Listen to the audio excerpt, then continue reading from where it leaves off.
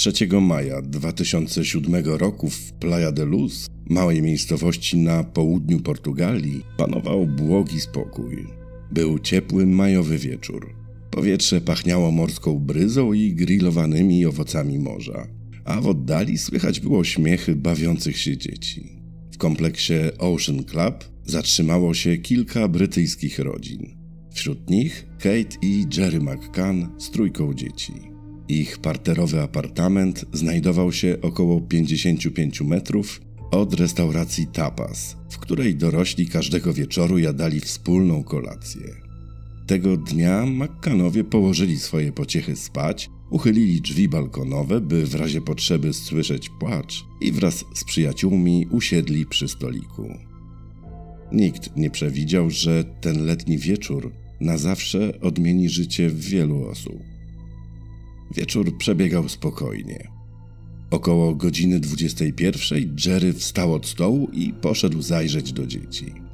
Wszedł do ciemnego apartamentu i dostrzegł, że bliźnięta spały, a 3-letnia Madeline leżała bezpiecznie w swoim łóżeczku.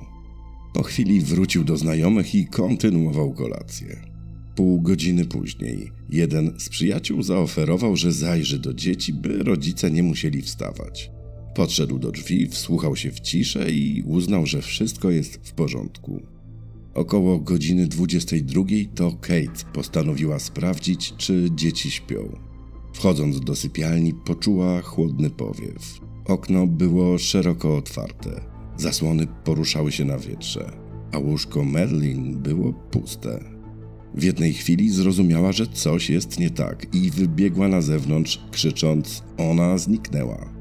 Natychmiast rozpoczęły się gorączkowe poszukiwania. Przyjaciele, pracownicy hotelu i turyści biegali po terenie ośrodka i pobliskiej plaży, oświetlając krzewy latarkami. Sprawdzano baseny, parkingi, uliczki i klatki schodowe. Z minuty na minutę rosła świadomość, że dziewczynka mogła zostać porwana. Już w ciągu pierwszej godziny alarm rozprzestrzenił się po całym miasteczku. To początek jednej z największych akcji poszukiwawczych w Portugalii. Portugalska policja dotarła na miejsce niedługo po zgłoszeniu, lecz początkowe działania pozostawiały wiele do życzenia.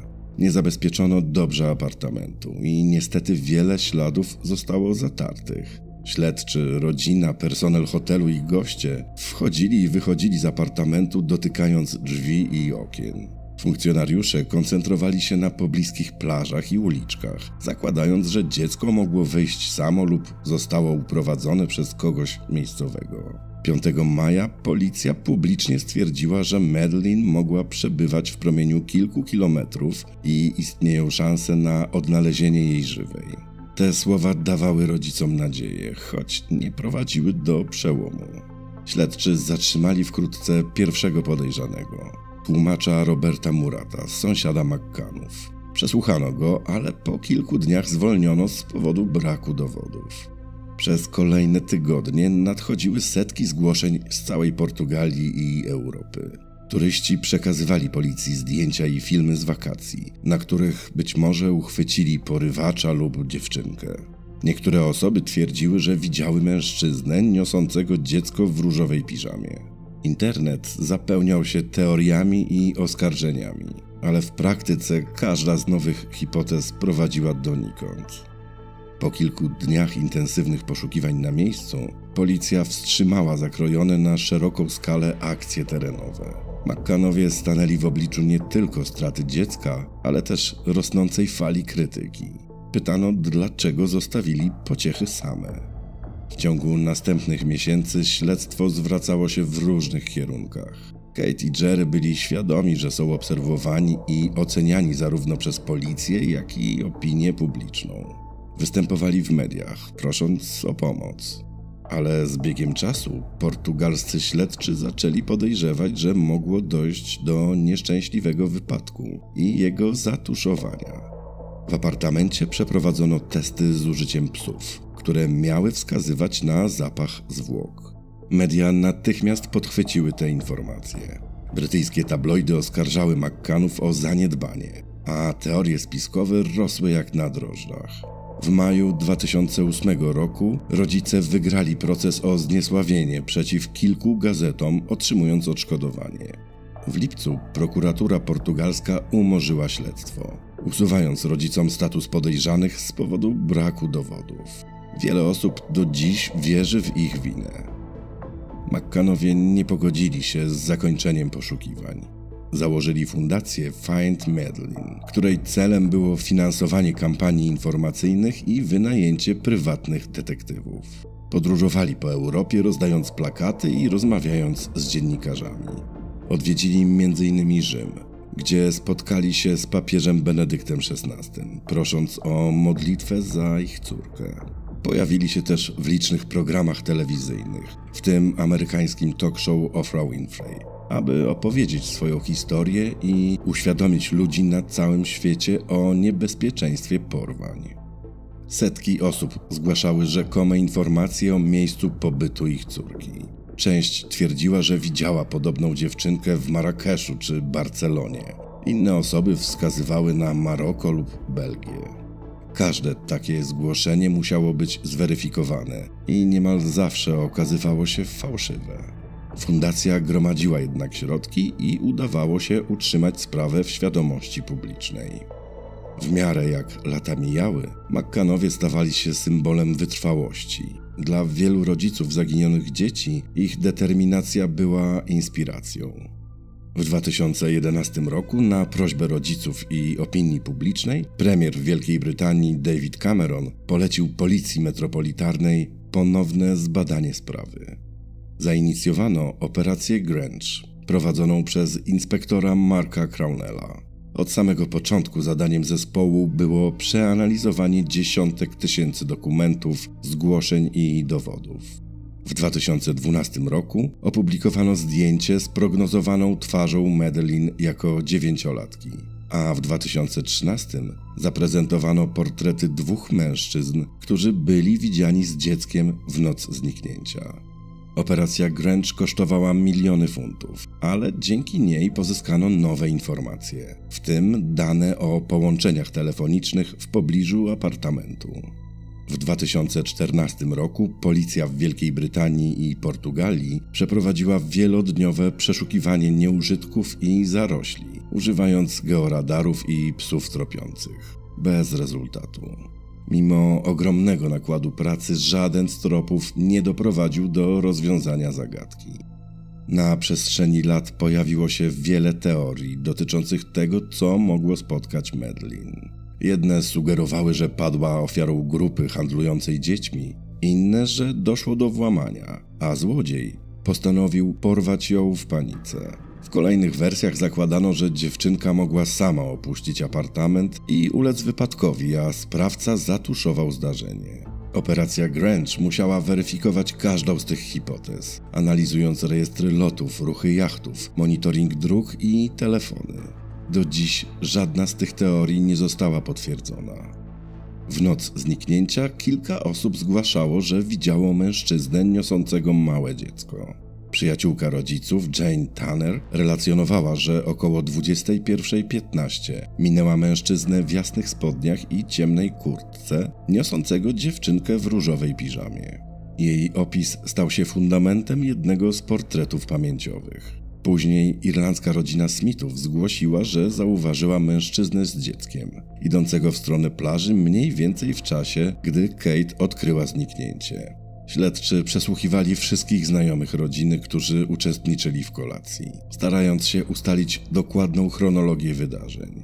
Każdy z nich opowiadał nieco inaczej o tym, kiedy i na jak długo opuszczał stół. Wersje różniły się drobnymi szczegółami, co podsycało podejrzenia komentatorów. Do dziś nie ustalono, kim był tajemniczy mężczyzna.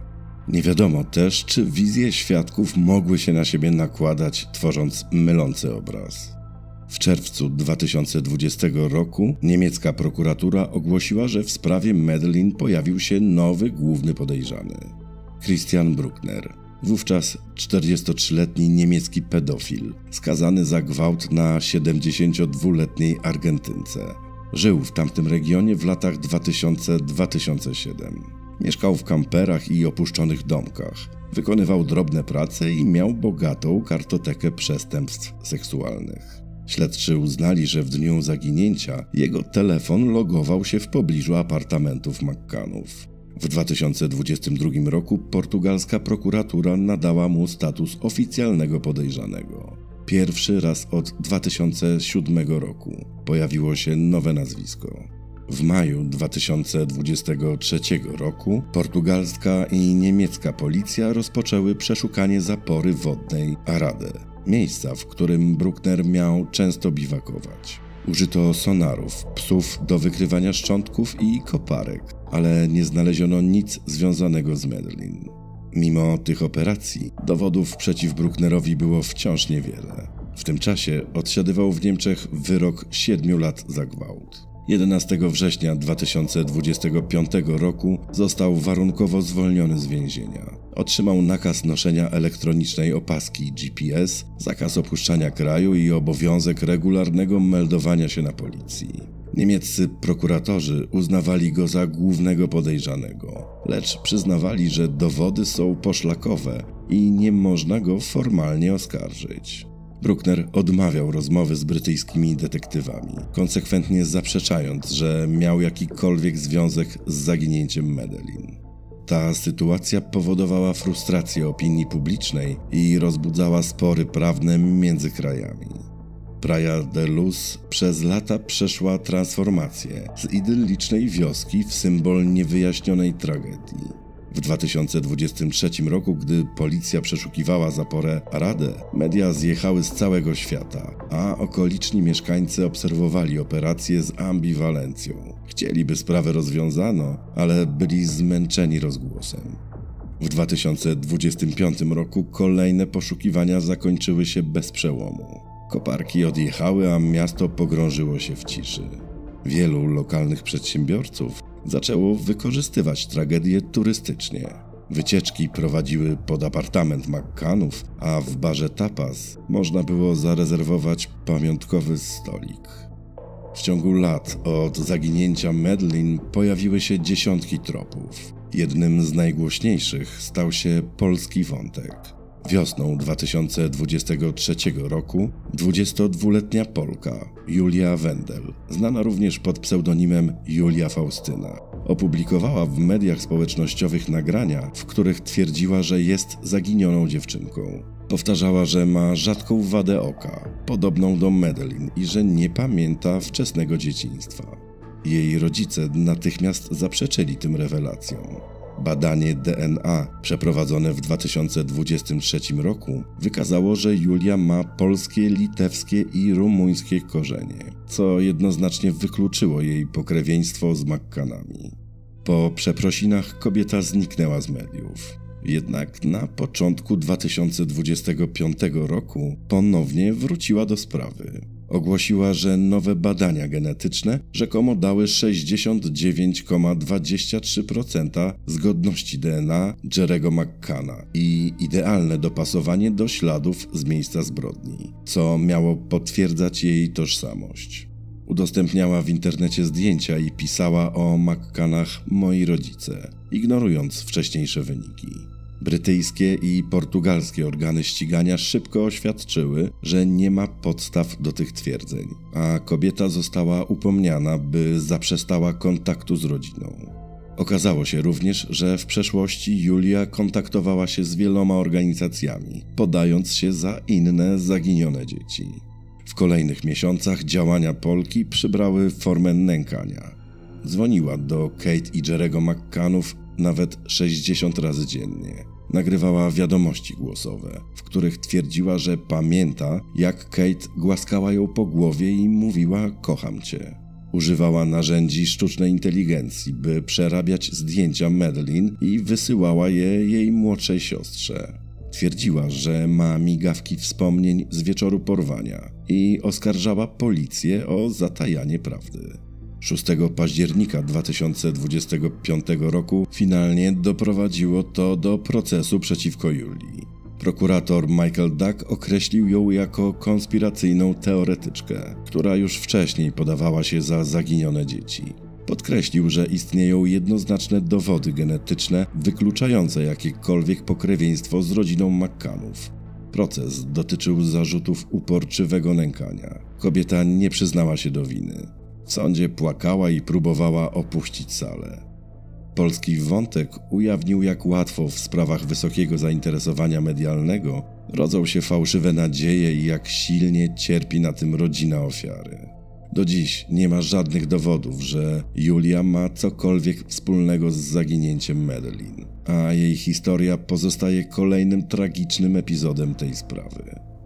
Zaginięcie Madeleine McCann pozostawiło po sobie trwały ślad. W Europie wprowadzono systemy powiadomień o porwaniach dzieci, inspirowane amerykańskim Amber Alert, co miało przyspieszyć reagowanie w pierwszych godzinach po zaginięciu. Sprawa wywołała też debatę o odpowiedzialności rodzicielskiej i bezpieczeństwie w kurortach, a hotele zaostrzyły procedury opieki nad dziećmi. W 2011 roku Parlament Europejski ustanowił 25 maja Dniem Zaginionych Dzieci, zwracając uwagę na podobne tragedie. Kultura masowa szybko podchwyciła historię Madeleine. Liczne książki, reportaże i seriale dokumentalne, w tym głośna produkcja Netflixa, przywołały kolejne hipotezy i wywiady. Sprawa trafiła do podcastów i filmów, a w internecie powstały setki teorii spiskowych. Zaczęto też dyskutować o etyce rozrywki opartej na prawdziwych zbrodniach. Czy warto opowiadać takie historie, skoro wciąż żyją rodziny ofiar? Jednocześnie przypadek Madeleine przyczynił się do zwiększenia świadomości, że porwania mogą zdarzyć się wszędzie. Mimo upływu lat Kate i Jerry McCann nie tracili nadziei. Co roku, w rocznicę zaginięcia publikowali nowe oświadczenia. W 2023 roku, 16 lat po tragedii, napisali, że wciąż wierzą w odnalezienie córki.